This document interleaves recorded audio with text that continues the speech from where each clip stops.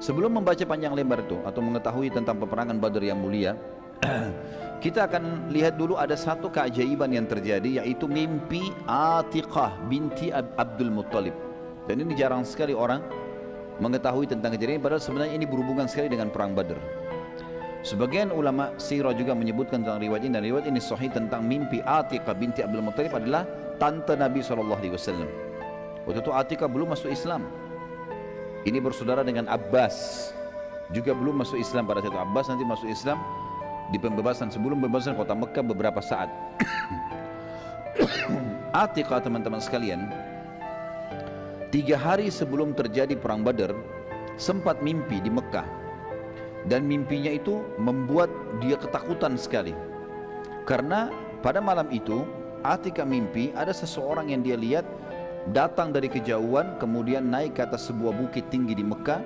Kemudian orang itu teriak dengan suara keras menuju ke arah Mekah, dan suara itu masuk kepada semua rumah penduduk Mekah, yang bunyinya kurang lebih dalam terjemahan bahasa Indonesianya, wahai para pengkhianat, wahai para penjahat, siap-siaplah menghadapi kematian kalian dalam 3 hari lagi.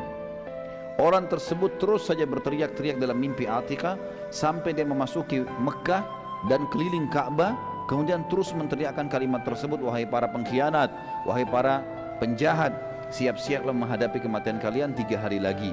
Lalu orang tersebut kembali mendaki bukit Abi Kubais dan teriak lagi dengan suara keras. Terus begitu dia kelilingi semua tempat Mekah, diteriakin, wahai para pengkhianat, wahai para penjahat, siap-siaplah menghadapi kematian kalian 3 hari lagi. Lalu orang itu mengambil batu, sebuah batu. Lalu batu itu dilihat oleh Atiqah dalam mimpi, diangkat lalu dilemparkan ke arah Mekah, dan batu itu tiba-tiba menjadi sebuah serpian atau menjadi serpian-serpian batu yang banyak dan menimpa semua rumah di Mekah. Gak ada yang tidak kena, semua kena rumah ini dengan batu itu. Ini mimpinya Atiqah, dan mimpi ini disebut oleh para ahli sejarah dengan mimpi Atiqah. Judulnya begitu. Ini tante Nabi SAW. Atiqah lalu menceritakan pada saat bangun kaget, dia cerita sama saudaranya Abbas bin Abdul Muttalib, taman Nabi SAW, yang pada saat itu masih dalam keadaan kafir. Abbas pun sangat ketakutan, karena ini berarti akan ada peperangan, tetapi mereka belum tahu apakah dari muslimin atau dari orang lain. Ini menandakan Mekah akan ditimpa kekalahan, akan hancur dan seterusnya, akan sedih, tapi belum jelas apakah dari muslimin atau orang lain. Pada saat itu Abbas pun mau menceritakan, takutnya nanti salah. Maka Abbas bersahabat dekat dengan satu orang namanya Al-Walid bin Utbah. Ini salah satu tokoh juga Quraisy, dan Abbas memberitahukan padanya kalau Atiqah tadi malam mimpi seperti ini, dan memberi pesan agar jangan diceritakan pada siapapun. Ini mimpi, takutnya nanti dikira saya ini membuat-buat atau adik saya buat-buat. Al-Walid lalu memberitahukan ayahnya yang bernama Utbah dan memesankan agar tidak memberitahukan siapapun. Sampai akhirnya semua penduduk Mekah tahu. Dan ini sebuah pelajaran, teman-teman sekalian. Dalam pepatah bahasa Arab dikatakan, kalau engkau titip emas pada orang, pastikan tidak bertambah, bisa berkurang. Tapi kalau engkau titip kata-kata pada orang, pastikan bertambah. Itu sifat manusia. Jadi kalau antum berdiri di pinggir jembatan, lihat saja, nggak ada apa-apa, cuma kayak orang apa sih, kagum lihat sesuatu. Nanti orang lain datang, antum sudah pergi. Dia lihat-lihat, ada orang ketiga datang, ditanya, ada apa? Kayaknya ada buaya. Yang orang pertama nggak bicara apa-apa. Pergi orang kedua, orang ketiga nih, lihat cari buayanya mana. Datang orang keempat, ada apa? Ada buaya putih. Pernah dengar nggak cerita buaya putih di Indonesia? Saya kaget juga lihat dengar ada buaya putih nih.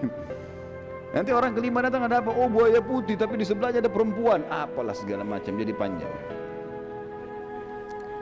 Abbas sebenarnya radhiyallahu anhu itu belum masuk Islam ya, tidak tahu kalau berita mimpi adiknya Atiqah telah tersebar. Dan pada saat itu orang-orang Quraisy memang tahu kafilah terbesarnya mereka akan melewati Madinah, dan selama ini sudah usaha kaum muslimin menyerang tapi tidak berhasil. Lalu kemudian saat dia tawaf di Ka'bah keesokan paginya, tiba-tiba melewati majelis Quraisy yang satu sama lain saling berbisikan, di antaranya Abu Jahal, ya, orang yang merupakan musuh besarnya Islam. Abu Jahal waktu itu sedang membicarakan mimpi Atiqah. Lalu Abu Jahal berkata kepada Abbas lagi tawaf, wahai Aba Fadl, nama anaknya Fadl, anak pertamanya, wahai ayahnya Fadl, bila engkau selesai tawaf, mampirlah ke majelis kami. Saat Abbas selesai tawaf, ia pun mampir di majelis Abu Jahal. Abu Jahal lalu bertanya, aku melihat cukup nabi yang berasal dari kalian, wahai suku Abdul Muttalib. Artinya sudah ada satu orang ngaku nabi, masa ada sekarang lagi yang mau mengaku nabi? Abu Jahal menyinggung, kenapa? Karena Atiqah mimpi kan, masa ada lagi Atiqah juga ngaku nabi? Kan sudah ada Muhammad nih.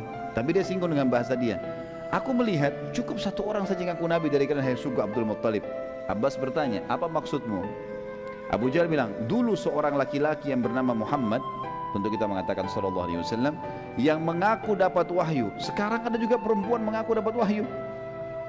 Kata Abbas, apa maksudmu? Kata Abu Jahal, bagaimana dengan mimpinya Atiqah? Ini baru tadi malam diceritain, hari ini sudah sebar semua.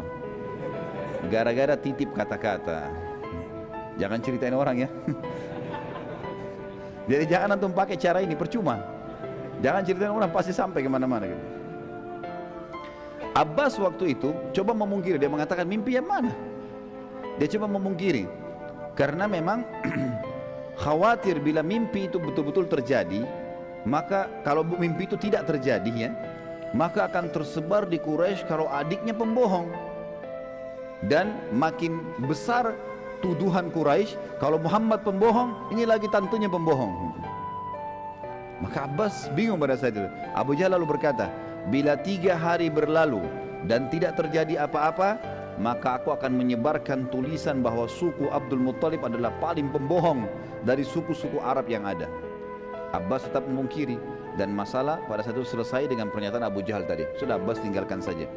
Saat Abbas balik, maka para wanita Abdul Muttalib mengurumuninya dan berkata, maksudnya dari suku Muttalib, bagaimana bisa engkau membiarkan Abu Jahal berkata semaunya tentang suku kita? Abbas akhirnya datanglah ke sana, dikatakan oleh mereka, perangi dia, bunuh Abu Jahal itu. Mereka panggil Abu Hakam waktu itu. Abbas akhirnya bertekad untuk menghadapi Abu Jahal bila 3 hari ia mau mempermalukan suku Muttalib. Artinya Abbas mengatakan, baiklah, kita lihat, kalau 3 hari dia mau mempermalukan suku kita, maka kita akan perangi, saya akan lawan dia.